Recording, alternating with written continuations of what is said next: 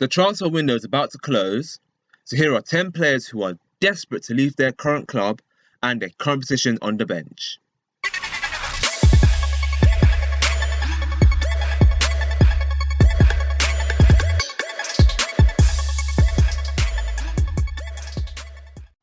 Before I get this list underway, players like Yaya Toure and Bastian Schweinsteiger will not feature on this list because of their age and what they've achieved in the game, meaning they aren't so much in need of a transfer than they are in need of a reality check and dropping their huge wage demands if they want to move elsewhere. Guardiola has wasted no time stamping his authority on Man City, so neither will I. That's why I'm grouping Joe Hart, Wilfred Bonny, and Eliakim Mangala to get them out of the way, just like Pep's trying to do. Starting with Hart, it is so refreshing to see an England international brought down to size from his inflated hype. It's hilarious how many pundits rate Joe Hart as a top 5 goalkeeper in the world, turning the other cheek to every mistake he makes, and he makes a lot. It's the reason why he's remained unchallenged at England and for Man City for so long, despite the fact he's not a top goalkeeper. I challenge you to name 10 goalkeepers better than Joe Hart. If you think really hard about it, you'd get 15. And that's why no top team in the Premier League or even abroad is interested in Joe Hart. But I get the feeling Joe Hart thinks he's a top player. And why wouldn't he? After all, that's all everyone's told him throughout his whole career. But if I were him, I'd reevaluate before he ends up looking like Bentner. Hart isn't better than Fraser Forster or Jack Butland, in my opinion, and they both play for mid-table clubs. Hart should accept that mid-table is his new home. Likewise, Bonny and Mangala neither suit Guardiola's tactics, nor are they good enough. Bonny should be chased by Premier League clubs for the same logic which persuaded Palace to sign Benteke for 32 million despite him flopping for Liverpool. He's Premier League proven. Gosh, I hate that term. Mangala won't be so lucky, and presumably he'd have to move abroad. Valencia wanted to swap him for Otamendi last season before a good showing versus Chelsea persuaded Pellegrini to keep Mangala. And kids, that's why first impressions are overrated. Cesc Fabregas, what happened to you? You should be a legend by now.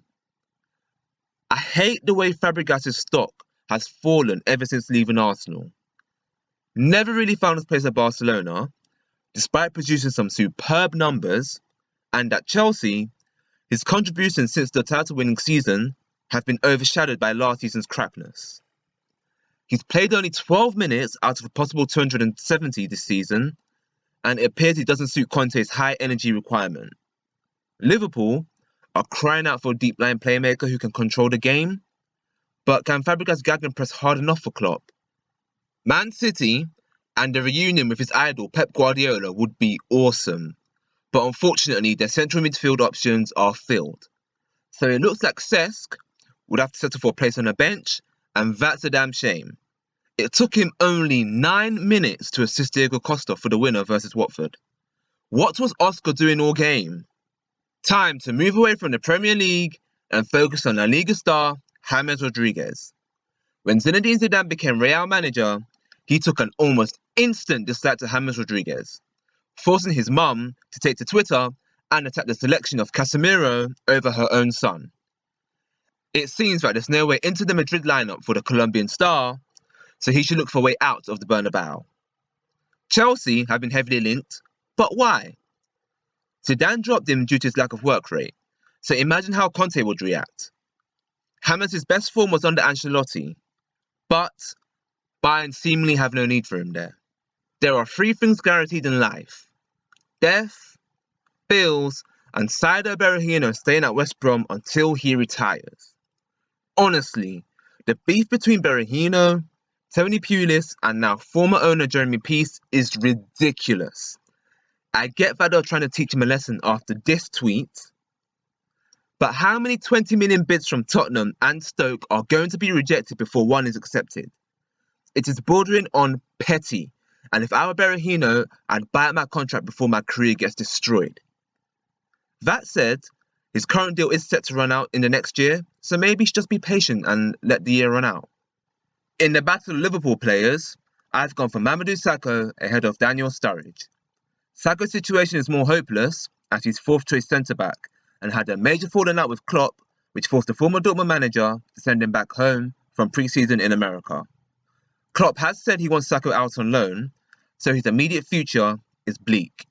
For more on this, check out my video on Sakho and why Klopp is right to get rid of him.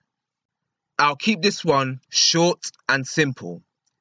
If in a massive injury crisis, a 20-year-old who played for relegated Bolton gets picked ahead of you, you should seek to leave ASAP.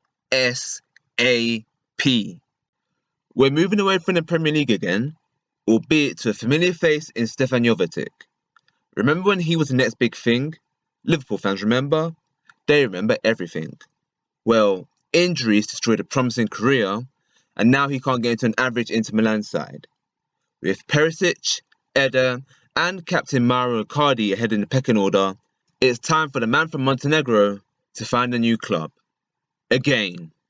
Last, but certainly not least, Juan Cuadrado. His reputation went through the roof after a standout season with Fiorentina was followed up by a great World Cup only overshadowed by James Rodriguez's heroics. Big things were expected when he joined Chelsea, but he's not delivered, and he's now fifth choice. Cuadrado is still highly rated in Italy after a successful loan spell with Juventus, but with Chelsea looking to recoup most of the 25 million spent in the first place, a place on the bench beckons. That's my top 10 players needed for transfer. Aside from the two I mentioned earlier, others like Samir Nasri, Jack Wilshere, and Daniel Sturridge narrowly missed my list. Would they or anyone else have made yours? Let me know in the comment section, and I hope you all enjoy the madness that is deadline day. Until then, don't forget to like, share, and subscribe, as well as follow me on these social media platforms. Until next time, take care.